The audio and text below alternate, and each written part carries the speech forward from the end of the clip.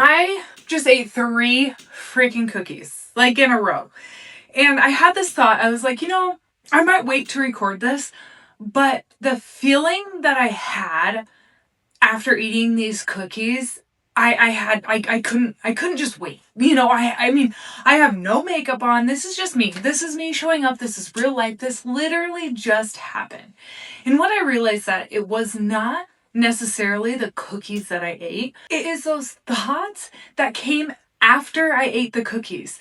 Like, have you ever had those moments where you're just thinking, like, am I the only one who does this? Am I the only one who makes these stupid freaking choices where I eat so much and then I feel gross and bloated and nasty?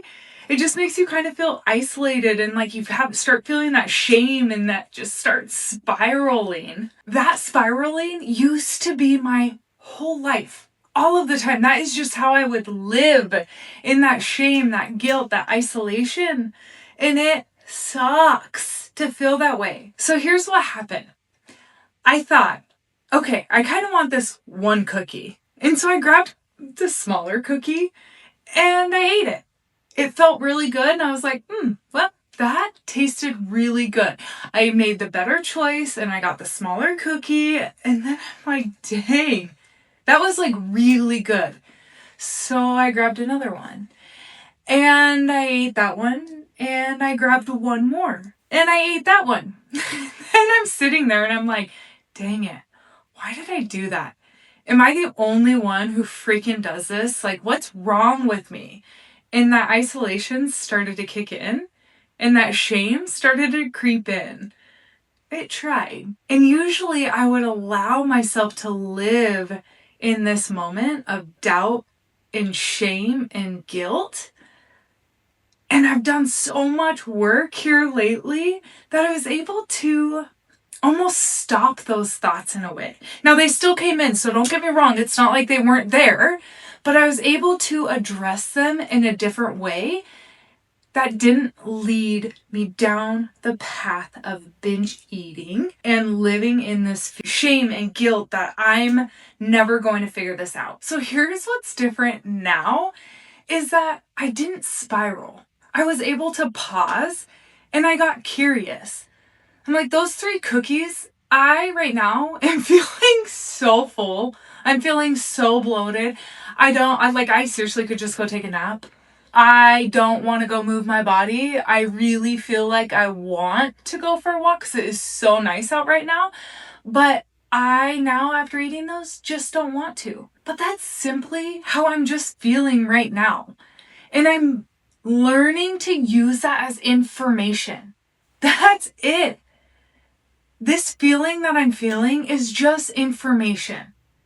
Now, the old version of me, I would spiral. I would binge.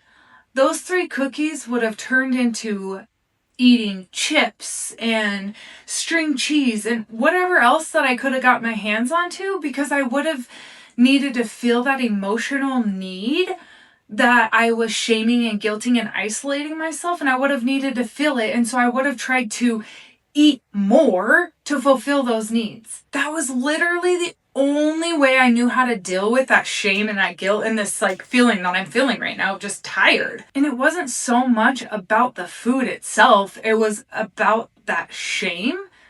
And now I needed to figure out how to not feel it. But now I can hear those thoughts. And when those thoughts start to come in, like, you're not good enough, now you're gross and disgusting, now you're fat, I'm the only one who does that. Instead, I'm like, you know what? No. I hear you. I hear you. I'm going to address you. I hear you. But this is the way that I used to think. I'm not going to think like that anymore because those thoughts don't serve me anymore. Living in shame does not serve me anymore. So thank you for that thought, but let's try a different way. And this is where I get curious. I use this moment to figure out how I actually feel, and I'm using this as data. So instead of punishing myself, I'm taking notes. Like, okay, I don't actually like the way this makes me feel right now after eating those 3 cookies. And it's not because I'm bad or because I failed, but because my body just doesn't like that anymore. It doesn't feel good when I feel this way. So I'm just going to use it as information. And next time that I want to eat 3 cookies, I'm going to be like, oh, remember when you were sitting there and you felt like shit after you ate those 3 cookies? Let's not do that this time. Because 1 cookie would have been plenty and you would have felt good and satisfied. 3 cookies makes you feel like shit. I don't want to feel like that. So don't put that junk in my body times 3. I did the same thing with alcohol. And I hadn't drank since August of 2025. Well, in October of 2025, I drank 1 time. And I felt like shit. It did not sit well. It did not feel good at all. And so I just used that as information. And I was like, you know what? I don't want to feel that way. So instead of shaming myself, isolating myself, making this be like, oh, well, this is just a thing. Now I'm going to drink. No, I just was like, you know what? I don't want to feel that way anymore. Now, with alcohol, I can completely remove this from my life. So it does make it a tad easier, but the struggle is still there. The struggle is still real, just like it is with food. The difference is that with food, you get into this place where it's like, you can't just not eat, right? You have to have food in order to eat. You have to have food in order to eat. You have to have food in order to survive. So you can't just cut it out like you can alcohol. So it does put this extra strain on food when you're trying to create a better relationship with yourself and with food. So this is how I started to change. I stopped isolating myself and I stopped telling myself that I'm the only one, because I know that I'm not. I know the struggle is real, and I've shifted from binge eating to overeating every once in a while. And I think that I'm still going to struggle with overeating. I don't think it's just going to go away. But here is the beautiful thing, is that it's getting easier and easier the more I practice listening to my thoughts, dismissing the ones that don't serve me anymore, and getting curious about what I'm feeling and why I don't want to eat the way that I just ate. Like, I don't want to eat 3 cookies anymore because of the way that I feel. It doesn't feel good. So stop beating yourself up and just remember that even if you find yourself eating 3 cookies, if you are stuck way back where I was, where you're still binge eating, there is hope, and you are human. You're not alone. And there is tools and ways to work through it. It's not easy. It takes time. I've been working on this for 3 years.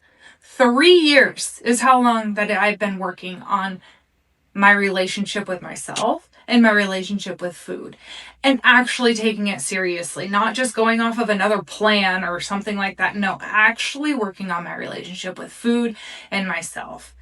So if you're stuck in this place that you feel like you're never going to get out of, and there's no light at the end of the tunnel, and you feel alone, you're not. Keep practicing these tools. Be aware of how you're speaking to yourself. Use what's happening as information. Use it to your advantage without shaming yourself and beating yourself up, and just take notes and move on. If you want to learn more about how to love yourself a little bit more and slowly work through binge eating or overeating, or just know that you're not alone, follow me. Like this, comment below. What are you struggling with? Do you struggle with eating 3 cookies like I do? Let me know. Always be real.